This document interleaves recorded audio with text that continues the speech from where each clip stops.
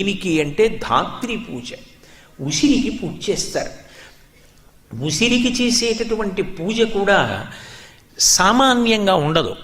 కార్తీక మాసంలో ఉసిరి చెట్టుకు చేయవలసినటువంటి పూజ యొక్క కల్పాన్ని ప్రత్యేకంగా ధర్మసింధు లాంటి గ్రంథాలు మనకి తెలియచేసాయి. ఉసిరి చెట్టు ఎక్కడ ఉంటుందో అక్కడికి వెళ్ళి ఆ ఉసిరి చెట్టు దగ్గర నిలబడి దాని యొక్క మొదట్లో ఇంత పసుపో కుంకుమో అక్షతలో సమర్పించి ఉసిరి చెట్టుని ప్రార్థన చేస్తూ కొన్ని మాటలు చెప్తారు. ఇక్కడ మీరు ఒక విషయం గమనించాలి. యజుర్వేదంలో కూడా రుద్రాధ్యాయంలో ఒక మాట అంటారు, నమో వృక్షేభ్యో హరికేశాయోపవీతినే పుష్టానాం పతయే నమో నమో అంటారు.